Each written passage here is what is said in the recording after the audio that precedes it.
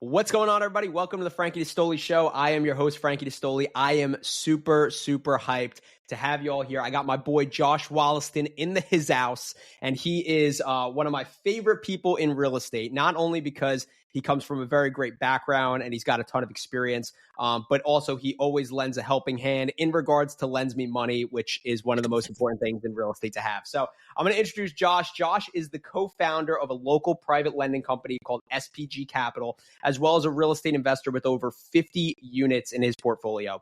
Josh began his real estate investing career out of college in 2017, and he scaled his portfolio on the side by using the Burr method with 100% private capital. Josh worked at Citibank in Delaware and New York City until early 2023, which is when he finally retired from corporate America, peace out W-2, thanks to the passive income he earned through real estate investing. Since 2023, he has primarily focused on raising money for his private lending company as a way to give family and friends an easier way to earn consistent passive income through real estate without having to deal with the tenants in the toilets. Josh's proudest title, however, is being a dad, and having the flexibility of owning mostly passive businesses allows him to spend quality time with his family that he's always dreamed about. Josh, welcome to the show, brother. Oh man, I'm so excited. I've been waiting for this day for a long time. The invite just took forever. I'm not sure what it was. Maybe one of the deals didn't work out. Did I say no to one? This is not how I recall this. If I remember correctly, I've been inviting you on this show for quite some time, and it's been that's enough. That's enough. Yeah, I do wish it was in person, but we'll save that for next time. 100%. But no, man, I'm happy to be here, and honestly, I respect you because I know you put in a lot of time for this, your courses, and giving back is one of your biggest values. And honestly, I admire you for it, and I'm trying to take a step out of your own playbook here with some of that. So happy to be here, man. I appreciate you, man. And I mean this sincerely for everyone that's listening. I would not be where I am without Josh. And I'll give you guys kind of a quick rundown before we get into Josh's story, just kind of how him and I have connected. So my partner, Steve, which I've talked about on the show a handful of times, Steve had a deal that it's funny how this all originated. Steve had a deal that was falling through. This was before Steve and I were even like full blown partners. We kind of like were playing with the idea. I think we were under contract for our first deal together, which at this point was almost a year ago, which is crazy. Steve had a deal that was separate. I wasn't involved with the deal that was falling apart, and it was a wholesale deal. And he thought that he was going to have a refi hit and he was going to be able to use that money to buy that deal. And it didn't happen. And Steve was going to have to back out of that deal. And the wholesaler actually was like, hey, reach out to this guy, Josh. He might be able to fund the deal for you. Now, at this point, we didn't know who Josh was. And I say this, I actually am remembering that Steve and I were involved. We were under contract on our first deal together. And Steve was like, let me call this guy, Josh. And I think if I remember correctly, he called you. The lending wasn't going to work out on that particular deal. I'm pretty sure Steve had to back out of that deal, which was the last time Steve ever had to back out of a deal. Because once him and I partnered together, we've never backed out of a deal. Just want to throw that out there for anybody listening. God willing, that doesn't happen at this month. We got like five closings. But and then shortly after that, Steve and I went under contract on another property, and we reached out to you for lending on it. We ended up meeting for coffee. And one thing led to another, and the relationship definitely blossomed. If I remember correctly, we actually tried to get you to fund our 4-property portfolio, and you gave us the stiff arm on that because you were like, I don't even know you guys. You guys took me to start. It's like, I don't know you that well. You ended up funding our first, or Steve and I's second closing, which is our single family. And thank God it all went smooth. And now Josh is one of our biggest lenders for D&D equities. And like I said, we would not be at 19 houses, 21 doors in less than a year if it wasn't for you. So I'm very appreciative of you, Josh. Well, you know what? I'm going to make you feel even better. I think of all the people we lend to, because we're very particular with who we lend to. Yes. I think you and Steve were the only ones who didn't have a big portfolio at the time. So that just goes to show that because of the connection we made at the Starbucks, because of how much I believed in you guys, that was the game changer. Like I have people reach out to me all the time for lending opportunities. But until I meet you, like that's the most important piece. It's not about the deal. It's about the operator. It's about the jockey. And that's how much I believed in you guys. And now look at us now. I mean, we're doing business every day, it seems. 100%. But you have to start at the ground floor and build up. Yeah. And just to bring it back to that coffee meeting too, I remember you were like, so how are you going to make sure you make payments and stuff? And at this point we had linked up. It was in the beginning of No, it was in April, I think, if I remember correctly. And I had every intention of leaving my W-2 job in the middle of May. And I was just like, yeah, man, like, look, like I'm leaving my job, but like, I'll make sure that it works out. And it just goes to show, and I know you're going to talk on this in regards to like relationship capital. Like we built a really good foundation of relationship capital at that Starbucks. And ultimately at the end of the day, you gave us the shot and we had to perform. And thankfully we did. And yeah, to your point, I mean, we talk probably at least, I would say 3 times a week, if not more. I would say it's almost every day, probably. I mean, this is a normal encounter here. So I don't even feel like I'm on a podcast. 100%. But I will say for you and Steve, you guys had experience. You were in the game, right? Yes. You had a background in it. So it really wasn't any risk. It was something new. But you guys are absolutely. Steve had about 6 properties before me, and I've been wholesaling for about 3 years. So it made I totally understand where you're coming from with that, no doubt. So I got a lot to cover on this episode. I'm sure after an intro like that, a lot of people are definitely like, yo, this is pretty crazy. So let's just talk about, you graduate college in 2017. You start buying rental properties. Tell me about that process. And what I really, really want to know is you're doing that while you're working. And you're not just buying one a year, like you're scaling a portfolio as you're holding a W-2 job. On my podcast, I talk a lot about how I left my W-2 job. So I want to know like what that was like for you growing a portfolio, how you did it, and how you did it with the W-2 as well. I had a partner. So my partner, Alex Martin, as you know, we went to college together. We played soccer together in college, and we just knew like there's a bigger future for us than just working a 9 to 5. Yeah. Now, when we graduated college, we kind of realized the vehicle was going to be real estate, right? Rich dad, poor dad, like everyone says. That was the light bulb of, okay, real estate's the ticket to get passive income. And that's what the goal was, right? Passive income, buy back your time, and then you have the financial freedom to do whatever you want with the time that you're getting back. And so we knew real estate was it. And so I started my W-2 journey. I moved back to Delaware, got a job at Citibank. And I always knew like, I'm not here forever, but I'm going to learn as much as I can to become a better business owner when the time comes that I build something big and I can manage people and so forth. But without him being boots on the ground, so he was more the day-to-day guy. I had the W-2. Yep. And I was thinking in my head, like, all right, well, we're going to need my W-2 for lending, right? So when we go and buy a property and we need to get a loan, they're going to want to see, for someone who doesn't have experience, that you have income. So for the first couple, that was a good excuse. And we picked Coatesville as our market at the time. The numbers worked. And the numbers worked for BRRRRs. So you were able to buy a property at, say, 50 grand, put 25 into it. So you're all in for 75. And it would appraise at 100 or more. So the bank, when we get our appraisal at 100 grand, they would give us a loan for 75 and we have all the money back. And then you just repeat it. So that's why we picked Coatesville. And you're really... Pause for 1 second, because I just want to talk about that. How far is Coatesville from you? Hour 15. Right. I think this is important to know, because I think a lot of people say, and I hear this all the time, you can't BRRRR anymore. Like you can't do it, or you can't do it. The realities are you picked a market that's an hour and 15 minutes away from you. A lot of people aren't willing to do that. And you combined it with your partnership with Alex, which I'm sure you're going to get into a little bit more. How far is it from Alex, just in general? I think less than 30. Right. So he's more able to be that boots on the ground guy. Didn't mean to cut you off. I just think that's a very important plug. No, it's perfect, man. So I think we spent a year that we didn't even find a deal. So I graduated in 2015. I think we bought our first one in 2017. So it was a little over a year. We found one, and it was a fixer upper. And, we bought that at the time with private cash, with private capital. I didn't know that hard money was a thing. And honestly, whenever I heard hard money, and at that time, I was listening to podcasts, Bigger Pockets every day on my drive to work and back all the time. I just thought hard money was like, dude, these guys are just going to fleece me. I'm not getting into that. Right. So the only thing that we knew was, all right, let's try and raise some money from family and friends. And we had someone take a chance on us for 50 grand. And then, so we bought a house for 50 grand and, we borrowed from them, and the terms were not good. I will tell you the truth. They were not good at all. And then we used some of our own capital to fix it up. And then we really, went through the BRRRR method, went to the bank, which we were like, are these guys really going to give us a loan here? Like, we don't know what we're doing. But all they cared about was the property made sense.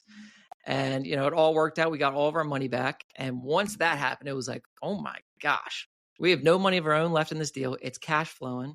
Now we have equity. So the net worth statement's growing. And then it became a matter of, all right, how do we find more deals? So Alex was instrumental though, because he was the property manager. And anybody who builds a portfolio knows how hard that gets over time. Yes. So at the beginning, right, we bought 1, and then the next year we bought 2. Next year we bought 4, mostly from wholesalers and some agents, but there wasn't a whole lot on the market. And I think by like 2019, we had, let's say, 10 to 15 doors. And it became a little bit too much to manage for him. He's like, dude, I'm spending more time dealing with the tenants and the turnovers than trying to find the deals.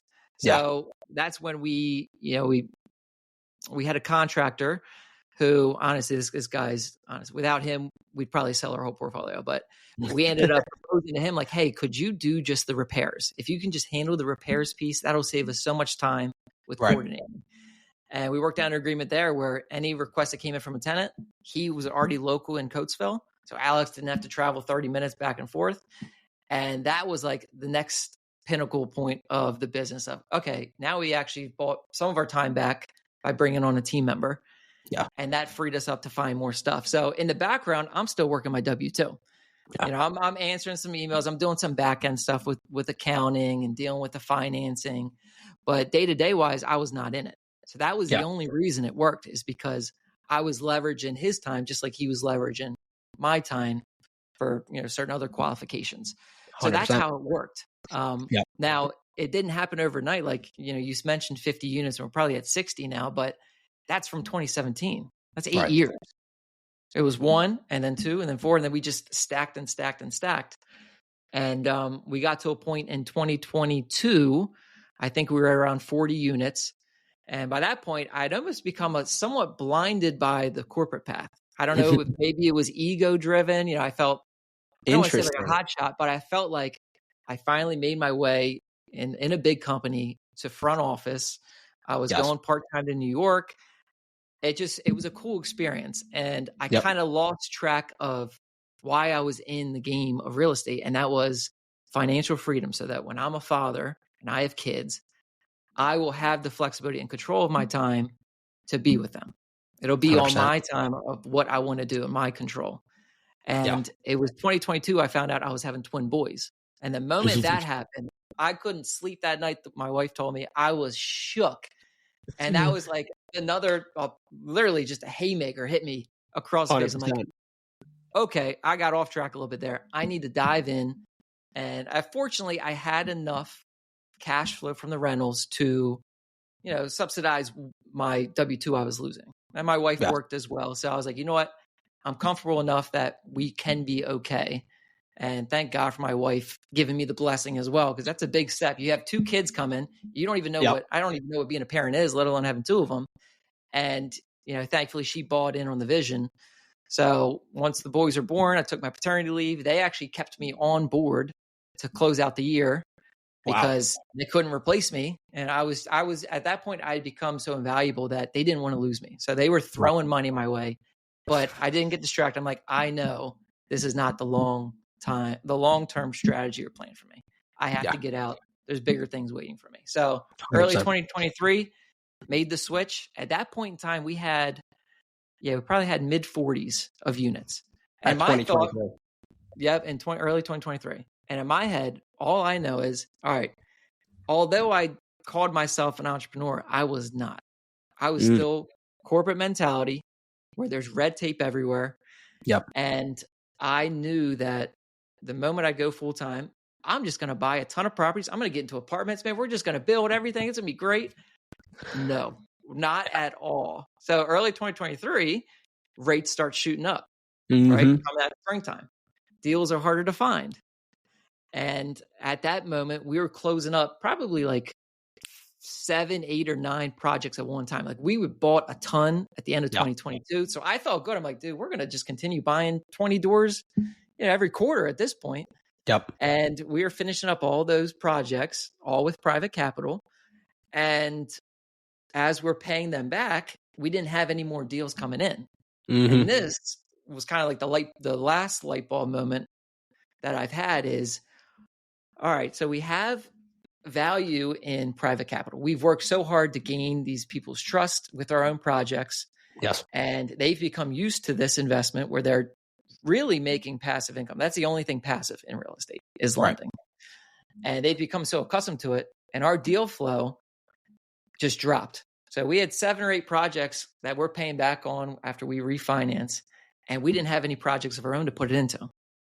So we kind of find ourselves in a position of, all right, here's your money back. Thanks. Here's your interest as well with your principal. And they would look at us and say, don't you have another deal to put into? And we're like, well, not right now, but hopefully in the next couple months, depending what comes on. Okay, well, how about you just keep it for right now until you find one? And we're like, oh my gosh, no. So anyways, we send it back, and they're following up with us at this point. What a problem to have, man. Such a problem to have. But at this time, remember, I was not a full-time real estate investor. Right. I didn't even know hard money was as popular, that people needed it as a service. Because you're so used to private capital. Yeah. Exactly. So Alex and I kind of got in a room. We're like, man, we know some other people who manage a lending business, a big fund. Maybe let's just pick their brain and see, like, is there something we can do? Because there's legalities around money, right? Yeah. Raising money and being a custodian. So we did our research. We joined a couple of masterminds to learn how do you do it, what things do you need to keep in mind, and we just handpicked a couple of our close borrowers at the time, people we knew were in the game, were better investors than us, and we just kind of threw the idea past them, like, hey, what do you do for your lend or for your money raises for your projects? Like, how do you fund them? And they all said, oh, we just use hard money company at 12% interest, 4 points. Got to bring 25% down, 20% down, and we're like, man, we have our private capital way lower than that, way lower. So why don't we just connect the dots and, make some split and connect our investors? Because at the time, we just didn't want them to leave. Yeah. It wasn't so much about, us not having a deal. Is we need to keep them in our realm so that they don't take it and move it somewhere else, and then they're gone forever. So how do we just find some things to put them into that are safe and keep it within our circle? 100%. So that was the start of the lending company. Yeah. We just kind of fell into it by chance. It wasn't meant, it's not like we drafted it up on a whiteboard 7 years ago. It just happened. Yeah. It's funny because the best things tend to happen that way, it seems like, right? Mm-hmm. And, there's literally so much that you threw it. I'm writing down all these notes because there's just so much to unpack there. But it's funny because I think you threw another compliment in me in here because you called me and my investing strategy safe. So I'm appreciative of that when you said you start lending capital to me and them. But no. So I wanna just backtrack it just a little bit. You were in the corporate realm, and I relate to this so well because you're talking about how you're getting a little bit blinded in there. And I think I could understand where you're coming from in this sense. And like you mentioned, you were an athlete, you were a soccer player in college. You have this competitive edge. And I think a lot of people get caught in that kind of realm of I'm on this ladder. How do I get ahead of everybody else? How do I get to the top of it? And I relate to that too. I remember there was a time before I left, I was flying all over the country, visiting these reps, training these reps, and I was away from home 3 out of the 4 weeks a month. And it's just when I'm home, I don't even realize how distant I am because all that's on my mind was just getting after it, right? And now you've taken yourself off of those blinders, you've left that, and now you have that competitive edge. Just you're building your own thing, which is so massive. And I think that's a big thing. And you talked about it a lot with how your relationship is with your spouse and the trust that she puts in you. And I think that's probably going to be one of the most subtle points about this whole type of, conversation that we're having is the supportive spouse that's by your side going through this whole process with you. Right. And that is literally the biggest game changer because I have friends and it's very unfortunate, but I have people that talk to me and they're like, my fiance or wife or girlfriend is you can't leave your job. We can't manage. And it's just very, very hard as a man to be able to put your, significant other in a tough spot, knowing that they're not fully on board. So I think that's really, really important. If you're kind of thinking about making that jump, make sure you got a supportive spouse because it's gonna be the difference when it comes to really accomplishing what you need to accomplish. And I'm sure there's been plenty of times in your experience, Josh, where you made that jump and you've hit those trials and tribulations. And it's been very tempting to pull the eject button and to go back to the corporate lifestyle just to start making money again. But having that supportive spouse is one of the reasons why you don't do that, because they keep encouraging you to keep going forward. If you want to add anything in regards to, fatherhood, husbandhood, anything along those lines in regards to one more point on the spouse piece of it. Like, I remember saying, my boss at Citi actually told me this. He goes, Josh, I support what you're doing. And honestly, your worst case scenario is you come back to me in 6 months and we would pay you more than what you would have been making if you'd stayed. He's like, we'd be giving you more money because you're external at that point, that we don't know what you make. So your worst case scenario is you get a 50 grand raise. I'm like, well, I mean, if that's my worst case scenario, what do I have to lose? 100%. Also, it's a big trust factor, right? And my wife understood the vision. I've been talking about it for years, right? Even in the college days, I've always talked about wanting to be there as a father and how important that was to me. And, thankfully she believed in it enough to say, all right, let's do it. Yeah. Yeah. And it's funny, like, you have that, and that's a great testament to the relationships that you built at your old job. And some people will say, like, burn the ships so there's no going back. And look, everybody has their way of doing things. If you truly feel like that's the only way that you'll give it 100% and you have to do it that way, then by all means. But like, I had a similar thing. My old job, I'm still on great terms with them. I buy deals from them. Like, I got no problem. Right. My job before that, when I left to go into real estate full time and I was doing medical device sales, my old boss was at my daughter's baptism. Like, we're still very close. Right. Like, it's things like that where, now, like I said, if you are the person that's like, I need to have absolutely no plan B, then by all means. But in my opinion, keep relationships, as we've seen between you and I working together, they, can always evolve. And if they are only for a short period of time and you could end up returning back to it in some case or whatever reason, it's always great to have them. So I want to go into, you have your portfolio that's kind of being operated now. You've made some changes in regards to there. You're in the lending space now full time. What does that look like on a day-to-day basis as someone who is in charge of pretty much raising capital for a fund and distributing out that capital to make a return for other people? It's probably more than you think. So I kind of mentioned before that lending is the truly only way to make passive income. Rentals, having a property management company and having rentals, in books it says it's passive. It's not passive. Yeah. Right? Unless you fully outsource it to property managers. Even still, you're managing the property managers. So But in the lending space, if you find yourself as someone with money, you can be fully passive through lending because you're using your resources, which is your hard-earned money, put it into a deal, and then the borrower themselves are the main ones that are doing all the work, right? They're dealing with the GCs, they're purchasing the project, they're doing the refinance, they're doing all the hard work that, I mean, we still do, we still buy deals, but the person who's really truly passive in that whole line of events is our investors. So where I sit, I'm the connector is how I view it. I'm connecting two different parties, people who have money, who want a nice, solid return on their investment that is backed 100% by real estate, which they can't get anywhere else, right? And paid out to them monthly like a CD. Those are kind of our hits. You could put, your IRA into it. So people who want to get into alternative investments, don't have the time to get into real estate themselves, don't want to deal with the tenants. Maybe they're a little older, but they like real estate. Lending is the best place to go. It's the end all be all for most people. And then I have the other side of, okay, I have borrowers. I now have people who are trusting me with their money. And most of these people have funded my own deals. So they know the standards that we have and the trust and brand is there. So now I need to find people who I trust and that are good visions of myself. Because if I ever got to a point where I had my investors and my borrowers in a room, I don't want my investors saying, we lend to that guy. Right. 100%. So that's one of my criteria. When I meet people, I want to be able to brag about them. We lend to Frankie. Frankie's doing all these great things. So that's why we're pretty particular with who we lend to and how it's so important to build a relationship with every person we lend to, because our terms are more private money-esque. They are not, you hear hard money and you think of a loan shark. At least that's what I still think of.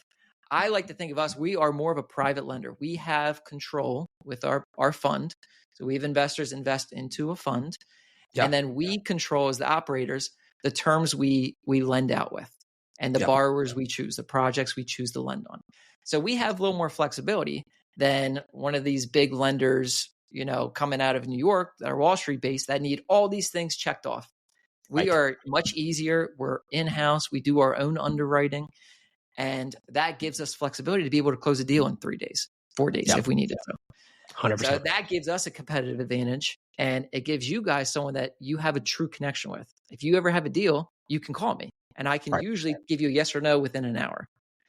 The other hard money companies, you can't. So our goal, where Alex and I said, is we need to connect those two parties and make sure we're putting equal time in both places. It's very 100%. Important to get the investors because there's so many deals that come our way. So we need to continue raising money. And that's kind of my end goal is I have found a way to give, my people, old people at Citi, for example, right? Family and friends, a way to invest in real estate without having to need partners like I did.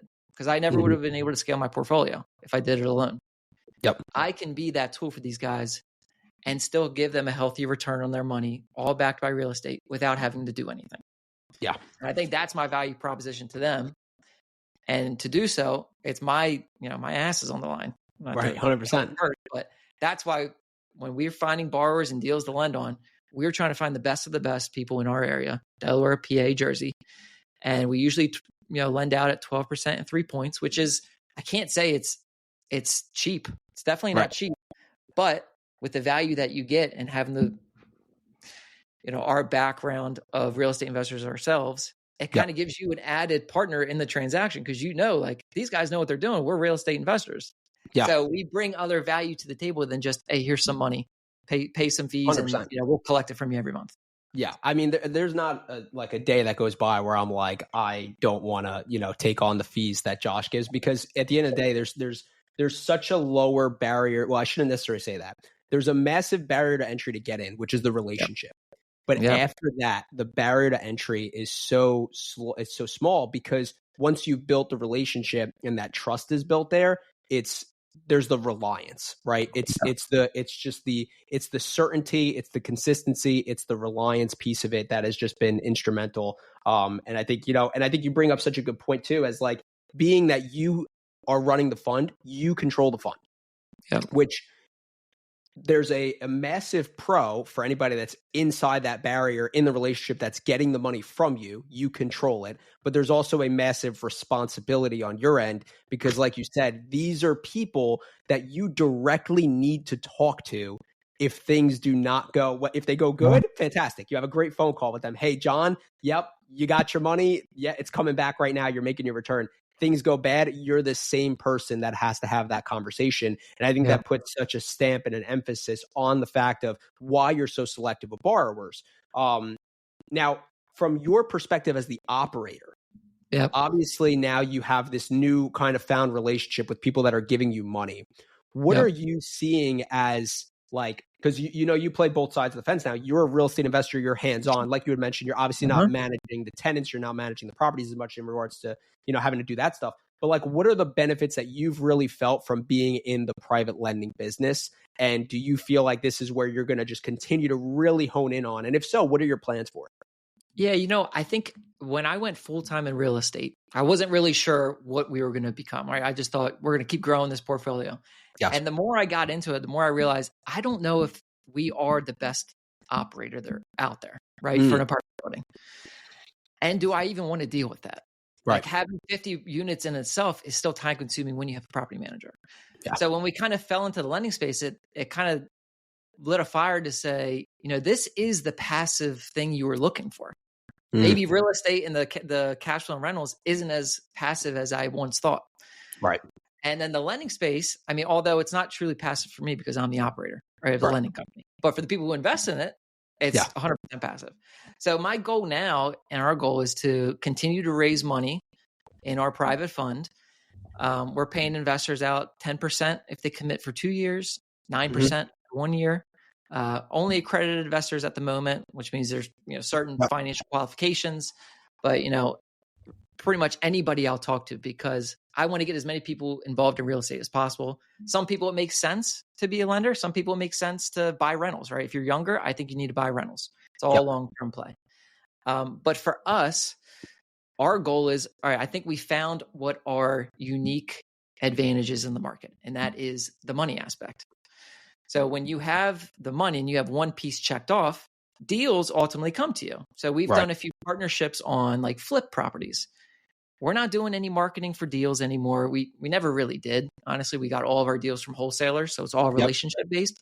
But like we've had a couple of flips come our way that we've partnered with a contractor, for example, or someone like you, Frankie, and we'll bring the money as our piece of it, and we can kind of do the flip together without us still having to do the heavy lifting of it. So we've kind of found ourselves in a way to say, all right, well, we can facilitate and get ourselves into bigger deals because we have one piece of the puzzle, which is an important piece in the capital. 100%. Now, in regards to the people that you look for to enter into the fund, I know you said that they have to be accredited investors. So there's certain things, right? What is it like? It's like $1 million net worth or making over $200K a year or something like that for the past couple of years. Yeah, $1 million net worth, excluding your personal residence. Got it. Are you looking for basically anyone that hits that qualification, or are there other qualifications that you'd be looking for? That's pretty much it. So that's legally with the SEC. Those are the only people allowed to invest in our fund, and that's the SEC's way of protecting people. Got it. And that I do want to mention one thing for the people out there who want to raise their own money. Yes, this is what I was going to kind of get into as well. Very careful. So the way we did it, honestly, the way we did it up to a certain point was not 100% right. It was not the right way to do it, which is why we ended up opening a fund, because the moment you're commingling people's money to do deals. So say you wanted to raise $100,000 for your deal and you get two people to give you $50,000. If you don't have it in a legitimate fund, it could be looked upon as securities fraud. Oh, geez. So if this is the thing, it only would ever come up if you did something wrong. So the people who've done this, and everyone does, until something goes wrong and that investor goes, hey, and they go to their attorney and say, here's what I did. I gave this guy $50,000. He gave me a promissory note, but it was supposed to be on this property. That attorney is going to have a field day. Yeah. And they're going to say, this is securities fraud. You gave them money and you didn't sign any documentation. And then you're done. I don't want to say you're done, but like you're not in a good spot.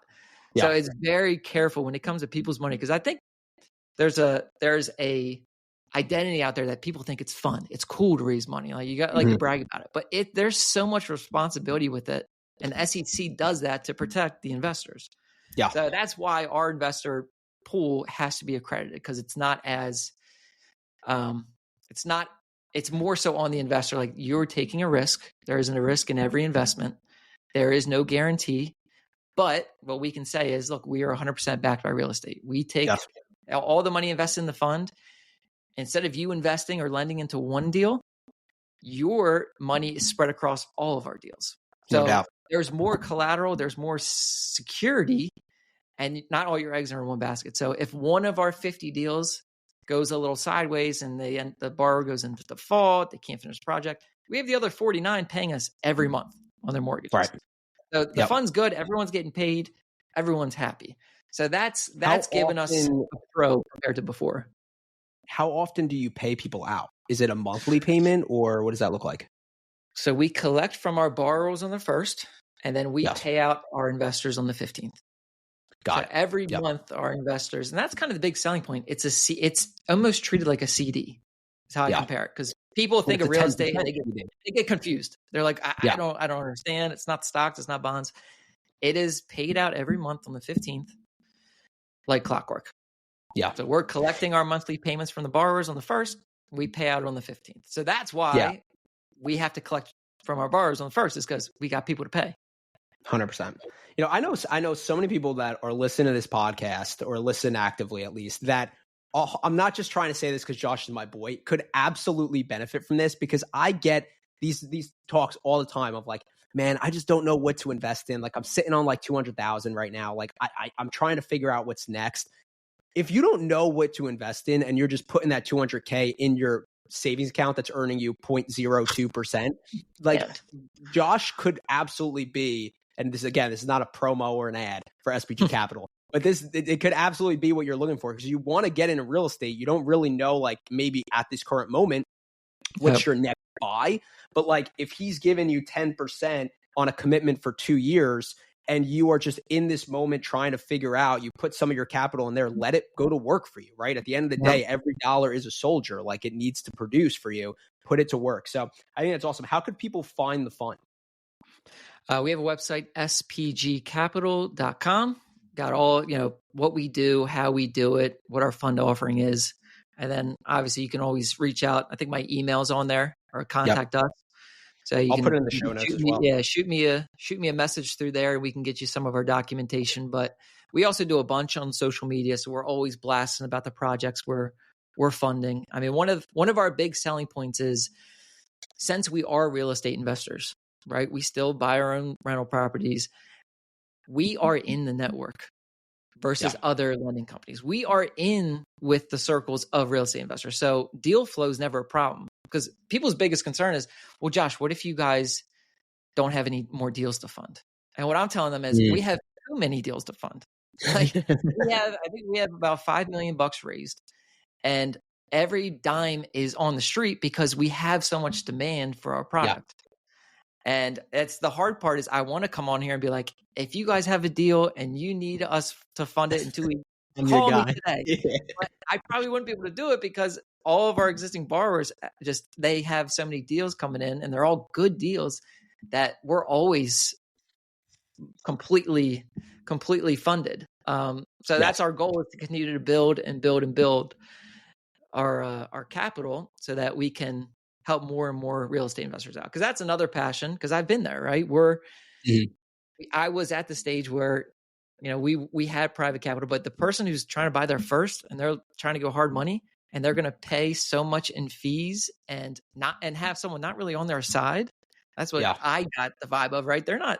Those lenders aren't on your side. They almost want it to go back. Yeah, they loan to own.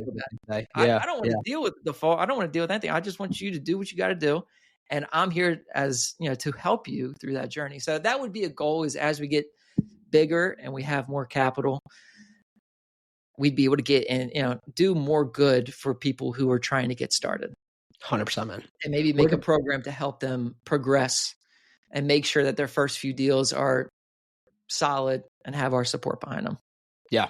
Yeah. And I think being someone that has scaled a portfolio to 60 units and has been heavily involved with people that are also scaling portfolios, myself included, you and Alex would qualify as two great people to have on that in that team for sure. Yeah. Where can people find you and SPG Capital? Instagram, mostly. Instagram at Josh Wollaston. So hopefully you could spell last names Wollaston. No doubt. My teachers would say Wollaston, but it is in fact Wollaston. Yes. And then we have a business page, spg.capital on Instagram. Nice. Perfect. And then last thing, what's kind of like one last thing you want to leave with everybody who's listening to this? Man, there's so many directions to go on this one, but where I landed was something I've learned recently and have implemented recently. And that is, invest in yourself. No doubt. Nobody else will do it for you. And what I mean by that is, I joined this mastermind. Alex and I joined it. $1,500 a month. It puts us into an elite room of different business owners in different aspects of industries, right? Not just real estate. And I was always looking at it as an expense. I'm like, man, we're spending $1,500. There's $750 out of my pocket. And just being in that group for like 3 months, we got all of our money back. Just because of the stuff we learned, the connections we made.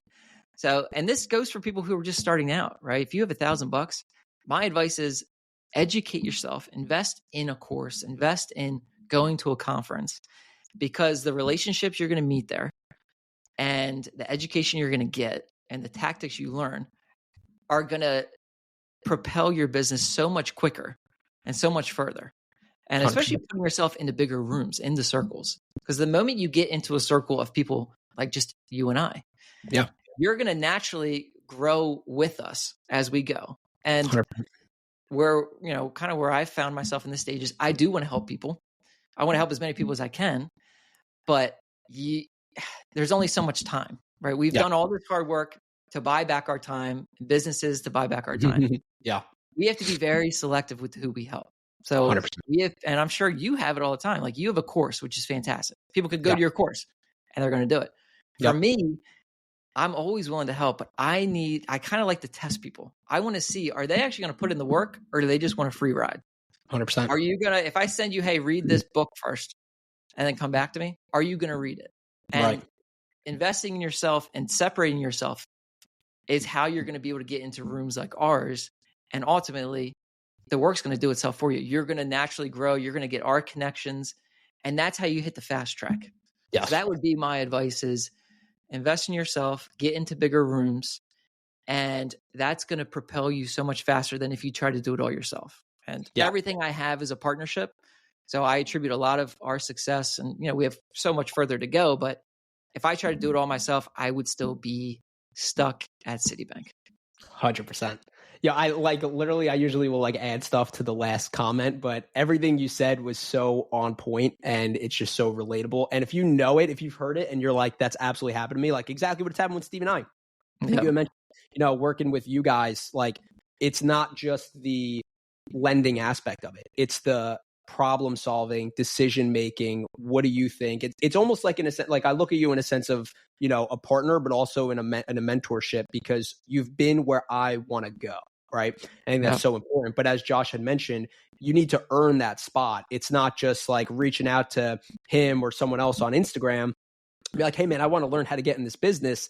And then it's cool. 2 weeks later, you're in ghost town, and you're like, oh yeah, I'm not as serious as I thought. You know what I mean? So I think that's really, really important. But Josh, absolute pleasure having you on.